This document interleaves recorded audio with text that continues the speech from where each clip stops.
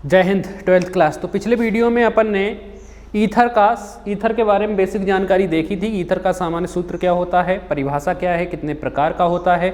इसके बाद ईथर का साधारण नामकरण और ईथर का IUPAC नामकरण अपन ने पढ़ लिया था। तो इस वीडियो में अपन बात करने वाले हैं ईथर बनाने की विधियाँ कि ईथर कैसे बनाया जाता है, ईथर किसके कौन कौन सी विधियों से प्राप्त किया जाता है। तो सबसे पहली विधि है विलियमसन संश्लेषण। सबसे पहली विधि है विलियमसन संश्लेषण। ठीक है, IMP विधि है, पूछ ली जाती है एग्जाम में। विलियमसन संश्लेषण, विलियमसन वैज्ञानिक थे, उन्होंने बताई थी इस विधि के द्वारा ईथर बनाया था, इसीलिए उनके नाम पर है। चलिए देखिए इन्होंने क्या किया। एल्किल, ऑक्सीजन और सोडियम, एल्किल समूह, ऑक्सीजन और सोडियम, इनसे मिलकर एक यौगिक बना है जिसका नाम है, इधर से लिखा जाता है सोडियम एल्कोक्साइड। नाम क्या है इसका? सोडियम, Na को बोलते हैं सोडियम। एल्किल और ऑक्सीजन दोनों को मिला के बोला है या मिला के लिखा जाता है alkoxide. Alkyl plus oxygen, oxide को मिला के क्या बोला है? एल्कोक्साइड। तो नाम है इसका सोडियम एल्कोक्साइड। आगे ये आएगा, वहां देखेंगे कैसे बनाया जाता है ये। ठीक है, सोडियम एल्कोक्साइड की अभिक्रिया इन्होंने कराई एल्किल हैलाइड के साथ।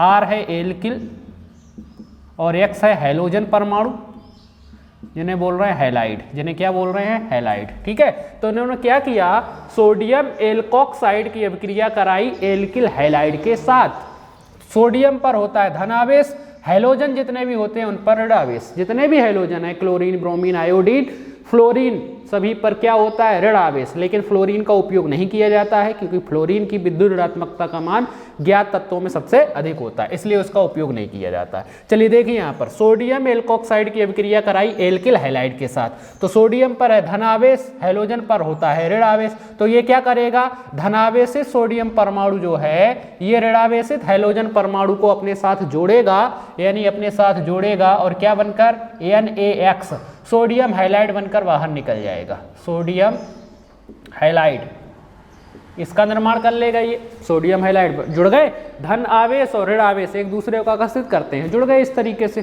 ठीक है, अब देखिए यहाँ पर सोडियम यहाँ से चला गया, मतलब यहाँ जगह खाली हुई, यहाँ से X चला गया, क्या बचा? R। तो ये R आकर यहीं पर जहाँ जगह खाली हुई है जुड़ जाएगा। तो क्या मिल जाएगा? RO, ये ऐसा ही RO और ये R यहाँ पर आके जुड़ गया, क्या मिला? ROR। क्या मिला? ROR। ROR क्या है? ये हमारा ईथर है। ईथर है, बन गया ईथर। तो सोडियम एल्कोक्साइड की अभिक्रिया एल्किल हैलाइड के साथ कराने पर धनावेशित सोडियम परमाणु ऋणावेशित हैलोजन परमाणु के साथ जुड़कर सोडियम लवण और ईथर का निर्माण करता है। ठीक है, फुल स्टॉप, यही लिखेंगे इसमें। फिर से सुन लीजिए क्या लिखेंगे विलियमसन संश्लेषण में। इसमें लिखेंगे कि सोडियम एल्कोक्साइड की अभिक्रिया एल्किल हैलाइड के साथ कराने पर धनावेशित सोडियम परमाणु ऋणावेशित हैलोजन परमाणु के साथ जुड़कर सोडियम लवण और ईथर का निर्माण करता है। Full stop. इसके नीचे फिर ये रिएक्शन लिख देंगे, जो रिएक्शन में होता है वही लिखा जाता है, उसके नीचे रिएक्शन लिख देंगे। इस रिएक्शन के बाद एक एग्जाम्पल करना बहुत जरूरी है। ये रिएक्शन नहीं भी लिखोगे एग्जाम में तब भी चलेगा, लेकिन ये एग्जाम्पल R की जगह मान रखकर, X की जगह मान रखकर लिखना बहुत जरूरी होता है। जैसे मान लीजिए इस R की जगह अपन ने रखा C2H5, O ऐसा का ऐसा ही, Na ऐसा का ऐसा ही, ये रखा। R की जगह C2H5, O ऐसा ही, Na ऐसा ही। चलिए इसका नामकरण करें तो Na का नाम सबसे पहले लिखेंगे, नाम है सोडियम। क्या नाम है? सोडियम। ये बोला था एल्कोक्साइड, मतलब इसको और इसको मिला के नाम लिखना है। ये है एथिल और ये है ऑक्सीजन, ये है एथिल और ये है ऑक्सीजन, तो मिला के लिखेंगे एथिल और ऑक्सीजन को क्या मिलेगा? एथॉक्साइड। क्या मिलेगा? एथॉक्साइड। तो नाम क्या हुआ इसका? Sodium ethoxide. अगर मेथिल होता तो सोडियम मेथॉक्साइड, अगर प्रोपिल होता तो सोडियम प्रोपॉक्साइड हो जाता। ठीक है, प्लस इस R की जगह भी मान लीजिए C2H5 रखा। क्या रखा? C2H5। और इस X की जगह अपन ने Cl रखा। हैलोजन के मान, X के मान, क्लोरीन, ब्रोमीन, आयोडीन कुछ भी रख सकते हैं यहाँ पर Cl। इसका नामकरण करें, C2H5 का नाम है एथिल। C2H5 का नाम क्या है? एथिल। Cl chloride. तो क्या नाम हुआ इसका? Ethyl chloride. नामकरण मैं बता ही चुका हूँ आपको, एल्किल हैलाइड है, नामकरण मैं आपको पहले ही बता चुका हूँ। चलिए देखिए, तो सोडियम पर होता है धन आवेश और क्लोरीन पर होता है ऋण आवेश। तो ये सोडियम क्या करेगा? इस हाइड्रोजन परमाणु को अपने साथ जोड़ेगा और क्या बनकर NaCl यानी सोडियम क्लोराइड बनकर बाहर निकल जाएगा। सोडियम क्लोराइड बनाएगा, नमक बना लेगा, सोडियम क्लोराइड यानी नमक बना लेगा। ठीक है, सोडियम जो है हैलोजन परमाणु, धनावेशित सोडियम परमाणु ऋणावेशित हैलोजन परमाणु के साथ जुड़ रहा है, सोडियम लवण बना रहा है। अब देखिए तो यहाँ पर सोडियम जो था वो चला गया और यहाँ से क्लोरीन चला गया, ये दोनों तो बाहर निकल गए। बचा क्या यहाँ पर, ये जगह खाली हुई, यहाँ पर क्या बचा C2H5, तो ये C2H5 आकर यहीं पर जुड़ जाएगा आके जहाँ जगह खाली हुई है। तो क्या मिलेगा, ये ऐसा ही C2H5O और ये एक और जुड़ गया आके, यानी क्या मिला C2H5, C2H5O C2H5 लिख दें, ये लिखा C2H5O C2H5 मिल गया। ठीक है, नामकरण कर दें इसका। देखिए दोनों R के मान एक समान है, मतलब सममित ईथर है। 2 के लिए शब्द उपयोग किया जाता है डाई, इसके बाद लिखा जाता है एल्किल समूह का नाम।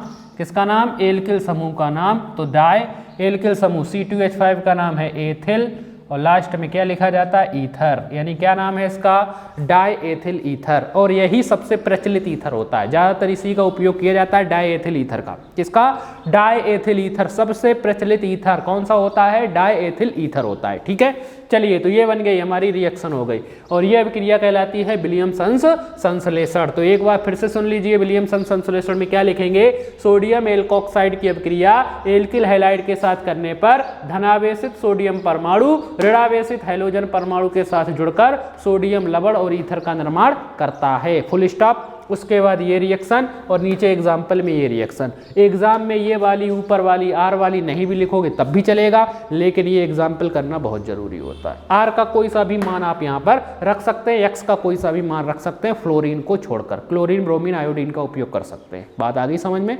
ठीक है, तो ये हो गया हमारे पहली विधि जिसका नाम था विलियमसन्स संश्लेषण। ठीक है, तो पहली विधि हो गई। अब आगे बढ़ते हैं दूसरी विधि की ओर। दूसरी विधि है हमारे पास एल्कोहल के द्वारा। किसके द्वारा, एल्कोहल। और कैसे बनाते हैं एल्कोहल से, एल्कोहल का निर्जलीकरण कर देते हैं। तो हेडिंग है हमारे पास एल्कोहलों के निर्जलीकरण द्वारा, एल्कोहलों के निर्जलीकरण द्वारा। एल्कोहल का निर्जलीकरण करना है, मतलब एल्कोहल से जल निकाल देना है, पानी H2O बाहर निकाल देंगे तो ईथर मिल जाएगा। 2 तरीके से प्राप्त किया जाता है। पहला पॉइंट ए देखिए क्या है, देखिए यहाँ पर एल्कोहल का निर्जलीकरण, एल्कोहल का सूत्र होता है R बॉन्ड OH। एल्कोहल का सूत्र क्या है, R बॉन्ड OH। ये हमारा एल्कोहल है, एल्किल एल्कोहल। R है, R को बोलते हैं एल्किल, OH का मतलब है एल्कोहल। इसके 2 अणु लिए जाते हैं दुगनी मात्रा में, आगे 2 लिख सकता हूं। अभिक्रिया को सिंपल बनाने के लिए मैं एक और जगह यहां पर लिख देता हूं। तो एल्किल एल्कोहल के 2 अणु लिए, इनका निर्जलीकरण कराना है। क्या कराना है, निर्जलीकरण, मतलब जल बाहर निकालना है। तो उपस्थिति ली जाती है सांद्र H2SO4 सल्फ्यूरिक अम्ल की, सांद्र H2SO4 सल्फ्यूरिक अम्ल की, और गर्म किया जाता है 140 डिग्री सेंटीग्रेड ताप पर। 140 डिग्री सेंटीग्रेड ताप पर इसे गर्म कर देते हैं। चलिए देखिए तो क्या होगा, एल्किल एल्कोहल 2 अणु हैं, उपस्थिति किसकी, सांद्र H2SO4 की, तापमान कितना 140 डिग्री सेंटीग्रेड। निर्जलीकरण करना है, निर्जलीकरण मतलब जल बाहर निकल जाता है। सांद्र H2SO4 बहुत अच्छा निर्जलीकारक होता है, मतलब जल निकाल देता है ये बाहर। ठीक है, तो जल का सूत्र क्या होता है, H2O। तो मान लीजिए ये जो H है, इस OH को अपने साथ लेगा और क्या बनकर, H2O बनकर बाहर निकल जाएगा। मैं आपको ये समझाने के लिए बना रहा हूँ ऐसा, आप लोग एग्जाम में नहीं करोगे ऐसा, प्रैक्टिस के लिए आप रफ में जरूर कर सकते हैं ऐसा। ये यहाँ से क्या जा रहा है बाहर, ठीक है। तो ये H जो है इस OH को अपने साथ लेता है और क्या बनकर, H2O बनकर बाहर। देखिए 2 हाइड्रोजन और 1 ऑक्सीजन गया बाहर, क्या बचा यहाँ पर, जगह खाली, ये बचा R, तो यही जुड़ जाएगा। क्या मिलेगा, ROR। क्या मिला, ROR, यानी क्या मिल गए अपने को, ईथर मिल गए। अब एग्जाम्पल करना बहुत जरूरी है, मैंने बोला था R की जगह C2H5, OH ऐसा का ऐसा ही, प्लस इस R की जगह भी C2H5, ये लिखा C2H5OH। C2H5 का नाम है एथिल, क्या नाम है, एथिल। OH का नाम है एल्कोहल, तो क्या नाम हुआ इसका, एथिल एल्कोहल। देखिए 2 अणु हैं एक ही चीज के, उपस्थिति किसकी, सांद्र H2SO4 सल्फ्यूरिक अम्ल की, तापमान कितना 140 डिग्री सेंटीग्रेड तापमान यहाँ पर लेना है। ठीक है, तो जैसे ही इसे सांद्र H2SO4 की उपस्थिति में गर्म करेंगे तो यहाँ से H2O जल बाहर निकल जाएगा। ये 1 हाइड्रोजन OH के साथ अपने H2O बनकर बाहर। तो यहाँ पर ये जगह खाली हुई, बचा C2H5, यहीं आके जुड़ जाएगा, यानी क्या मिल जाएगा C2H5O C2H5, ये लिख दिया C2H5O C2H5। ठीक है, नामकरण कर ले, दो एक जैसे हैं मतलब सम्मित है, तो डाई C2H5 का नाम एथिल और ईथर, तो क्या नाम हुआ इसका डाई एथिल ईथर। ठीक है, तो ये हो गई पहली विधि। इसमें क्या लिख देंगे अपन कि एल्किल एल्कोहल का, पहले पॉइंट में लिखेंगे, पॉइंट ए में लिखेंगे कि एल्किल एल्कोहल का निर्जलीकरण सांद्र H2SO4 की उपस्थिति में 140 डिग्री सेंटीग्रेड ताप पर करने पर ईथर प्राप्त होता है। नीचे ये अभिक्रियाएं लिख देंगे, फिर से सुन लीजिए क्या लिखेंगे कि एल्किल एल्कोहल का निर्जलीकरण सांद्र H2SO4 की उपस्थिति में 140 डिग्री सेंटीग्रेड ताप पर करने पर ईथर प्राप्त होता है, और नीचे ये अभिक्रियाएं लिख देंगे। आर की जगह आप मान रखकर दूसरे ईथर भी बना सकते हो, लेकिन अपन को ज्यादातर यही बनाना है डाई एथिल ईथर। क्यों बनाना है मैंने बताया आपको, क्योंकि ये हमारा सबसे प्रचलित ईथर होता है। पॉइंट ए हो गया, अब पॉइंट बी देखिए क्या है। फिर से एल्कोहल का निर्जलीकरण कराना है। एक एल्कोहल R बॉन्ड OH, दूसरा alcohol R bond OH। Alkyl alcohol ही हैं दोनों हमारे, एल्किल एल्कोहल के दो अणु ले रहे हैं, एल्किल एल्कोहल। ठीक है, निर्जलीकरण कराया जाता है एल्यूमिना Al2O3 की उपस्थिति में। एल्यूमिना उत्प्रेरक का काम कर रहा है Al2O3 की उपस्थिति में, temperature 250 degree centigrade, 250 degree centigrade ताप पर गर्म कराया जाएगा। एल्किल एल्कोहल का निर्जलीकरण कराना है एल्यूमिना की उपस्थिति में। एल्यूमिना का सूत्र क्या होता है Al2O3, कई जगह आएगा आगे, तो यहाँ से जल निकल जाएगा, H2O ये गया, एक हाइड्रोजन जो H को अपने साथ लेगा OH को, और H2O बनकर बाहर निकल गया। क्या बचा ROR, क्या बचा ROR, ये लिख दिया ROR, यानी क्या प्राप्त हो गया ईथर प्राप्त हो गया। ठीक है, एग्जाम्पल, एक R की जगह C2H5 लिख रहे हैं यहाँ पर, OH ऐसा का ऐसा ही, प्लस यहाँ पर भी R की जगह C2H5 OH ऐसा का ऐसा ही। सिंगल बॉन्ड होता है, नहीं भी लगाओगे तब भी चलेगा सिंगल बॉन्ड। नाम है एथिल एल्कोहल, क्या नाम है एथिल एल्कोहल, दोनों ही एक जैसे हैं तो पूरे में मैंने लिख दिया एथिल एल्कोहल। दो अणु हैं, उपस्थिति एल्यूमिना Al2O3 की उपस्थिति, तापमान 250 डिग्री सेंटीग्रेड। ठीक है, तो यहां से क्या होगा, H जो है इस OH को अपने साथ लेगा और क्या बनकर H2O बनकर बाहर निकल जाएगा। क्या बचा C2H5O C2H5, C2H5O C2H5, ये लिख दिया C2H5O C2H5, मिल गया। तो नाम क्या होगा, दो एल्किल समूह, नाम है डाई, C2H5 को बोलते हैं एथिल और ईथर। क्या मिल गया, die ethyl ether, die ethyl ether. ठीक है, तो देखिए, तो एक बार अपन ने उपस्थित ली थी सांद्र H2SO4 की, और दूसरी बार उपस्थित ली है एल्यूमिना की। ये दोनों ही अच्छे निर्जली कारक होते हैं, अच्छा तरीके से जल बाहर निकाल देते हैं। तो ये अभिक्रिया भी IMP है एल्कोहलों के निर्जलीकरण द्वारा। ठीक है, याद होनी चाहिए आप लोगों को। अब इन दोनों को समझ लेते हैं, सांद्र H2SO4 और एल्यूमिना, ये अच्छे निर्जली कारक होते हैं। ये कैसे निर्जली कारक हैं, अच्छे निर्जली कारक। तो हेडिंग डालेंगे विशेष, हेडिंग क्या डालेंगे विशेष। ठीक है, ये आपको आगे तक के लिए काम आएगा, इसलिए मैं यहाँ पर लिखवा रहा हूँ, एग्जाम में लिखने की जरूरत नहीं है इसे। चलिए देखिए विशेष, पहले अपन बात कर लेते हैं किसकी, सांद्र H2SO4 की, सांद्र H2SO4 सल्फ्यूरिक अम्ल की। सांद्र H2SO4 जो होता है ये 90% जल बाहर निकाल देता है H2O। कितना, 90% जल बाहर निकालता है केवल। दूसरा एल्यूमिना Al2O3, एल्यूमिना जो होता है वो 100% जल बाहर निकाल देता है, माइनस H2O 100% जल बाहर निकाल देगा किसी भी कार्बनिक यौगिक में से। इसके बाद तीसरा एक और होता है P2O5, फास्फोरस पेंटाऑक्साइड, ये भी 100% जल बाहर निकाल देता है।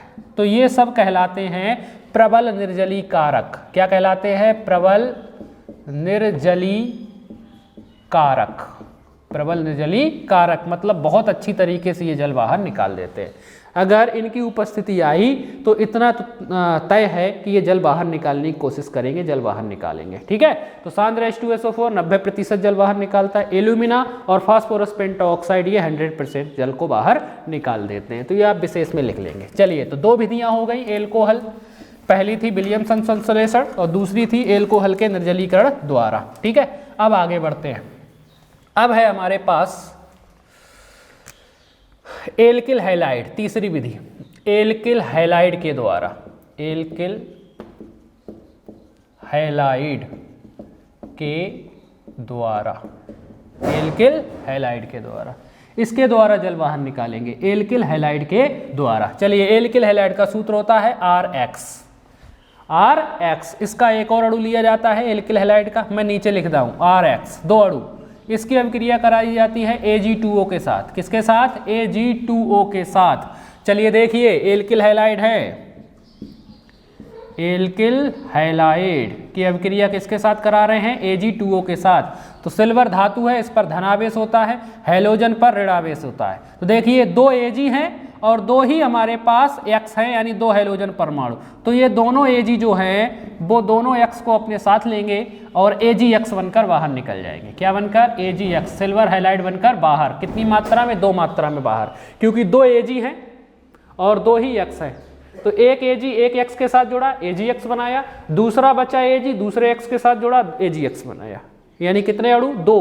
2 ये थे, 2 ये, तो आगे 2 लिख दिया, तो 2 AgX बनकर बाहर निकल गए। ठीक है, देखिए तो अब बचा क्या? यहाँ पर 2 R बचे और यहाँ पर 1 ऑक्सीजन, तो ROR। ऑक्सीजन की संयोजकता 2 होती है, तो ये दोनों R को अपने साथ जोड़ लेगा इस तरीके से। तो अपने पास क्या बन गया? ईथर बन गया। ईथर एग्जाम्पल ले लेते हैं, एग्जाम्पल लेंगे। R की जगह मान लीजिए रखा C2H5, X की जगह Cl रखा, नीचे यही C2H5, X की जगह Cl। अभिक्रिया करानी है Ag2O के साथ। चलिए नामकरण कर लें इसका। C2H5 का नाम है एथिल, C2H5 का नाम क्या है? एथिल। Cl को बोलते हैं क्लोराइड, यानी नाम हुआ एथिल क्लोराइड। तो यहाँ पर फिर से वही अभिक्रिया, Ag धातु है, प्लस चार्ज होगा, क्लोरीन पर ऋणावेश होगा, यानी Ag जो है दोनों Ag 2 Cl को अपने साथ लेंगे और 2 AgCl सिल्वर क्लोराइड बनकर बाहर, सिल्वर क्लोराइड बनकर बाहर निकल जाएंगे। ठीक है, देखिए ऑक्सीजन बचा और 2 ये बचे, तो ऑक्सीजन दोनों को अपने साथ जोड़ लेगा, क्योंकि ऑक्सीजन की संयोजकता 2 होती है। तो क्या बचा? C2H5O C2H5, ये लिख दिया C2H5O C2H5। नाम क्या है?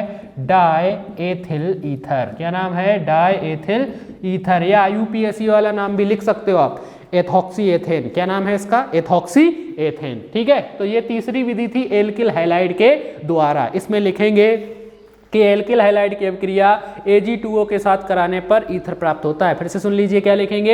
एल्किल हैलाइड की अभिक्रिया Ag2O के साथ कराने पर एल्किल हैलाइड प्राप्त होता है।